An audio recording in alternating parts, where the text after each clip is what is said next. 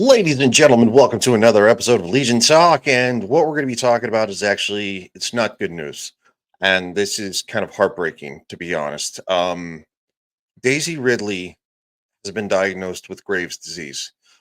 I'm not a huge fan of Disney Star Wars, but that is not Daisy Ridley's fault. That is not how I do here. That's not how the majority of the YouTubers that I watch do.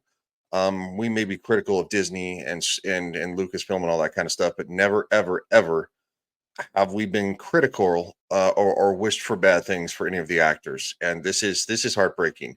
It's a short read. Um, I was very interested. I'll be honest. I thought the dynamic between Daisy Ridley and John Boyega was something that worked, and I think Disney screwed it up. Specifically Ryan Johnson because he's an ass. So that being said, let's read this because this sucks. This is a horrible thing to hear. I'm not excited about a Ray movie. I could care less about a Ray movie, but if Daisy Ridley were getting work, I think that's great for her. But this is not. This is something that's very heartbreaking. Daisy Ridley revealed that she has been diagnosed with Graves' disease last year after initially chalking up her deteriorating health to a stressful role.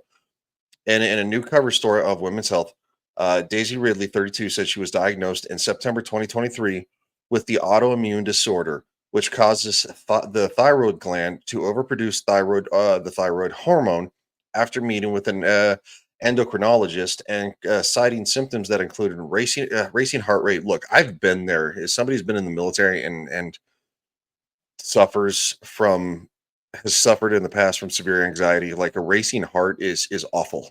It makes you feel like you're going to die. Um, Weight loss, fatigue, and hand tremors. That sucks. I'm so sad about this.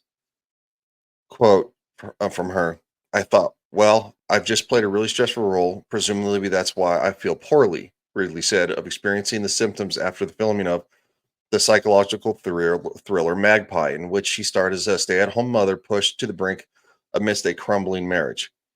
Uh, when the doctors described Graves as feeling tired but wired, past symptoms, including irritability, began to make more sense. It was funny. I was like, "Oh, I just thought I was annoyed at the world." Well, been there when you're suffering and an anxiety episode. Trust me, you feel very irritated at the world. You want to shy from the world because you feel like your chest is going to like bricks are on it and your heart's racing. It sucks. But turns out everything is functioning so quickly you can't chill out. The Star Wars actor said, "This is awful. Implementing lifestyle changes, including adapting gluten free diet. Hey, my dad's got celiac disease. I get that. And he was diagnosed with celiac disease by a doctor instead of these people like I have a gluten intolerance. I'm allergic to it. Just stop it. The key gets violently ill. So gluten-free diet, great. Exercising and engaging in wellness practices like uh, cryotherapy, that's great for you. That's great for you. Just listen to Joe Rogan. And acupuncture, I'm sure that probably is, but I have an issue with needles, so I'll pass on that one. And paying more attention to her body has helped.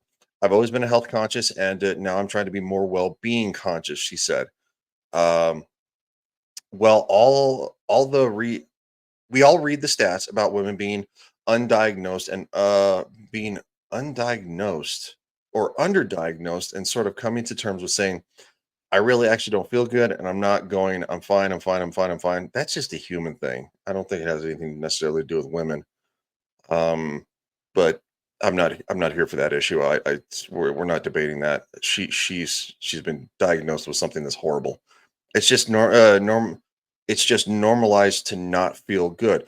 I think a lot of the world feels that way, but again, we're not here to debate her feelings. And while her diagnosis may be much less severe than what a lot of people go through, in the grand scheme of things, Ridley said, um, so while her diagnosis may be, in her words, much less severe than what a lot of people go through, in the grand scheme of things, Ridley said, even if you can deal with it, you shouldn't have to. There's a problem. You shouldn't just have to suffer through it. Shout out. Seriously. I'm not joking on that one. No, uh, I agree with her 1,000%. Um, if you don't feel good, if you feel like something's wrong, go talk to a doctor, please. This thing that people do of not taking care of themselves is not good. It's it, because look, at the end of the day, there are people that love you, and quite frankly, if you don't if you don't take care of yourself, then they deal with the ultimate consequences. Because I mean, yeah, it's like it's your life. You can do whatever you want, but there are people you'll leave behind who wish you would have done more. So I 1,000%. That's a great message from her with this diagnosis. If you don't if you don't feel good, say something.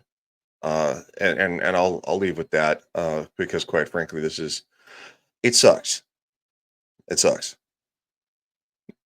I wish every human being could live a long and full life to 100 years old. It's just not true. I hope you guys were informed by this, and I wish the best for Daisy Ridley, and I hope she's doing a lot better. So because that's awful to hear. She's a human being, and that's just it. She's a human being. See you guys.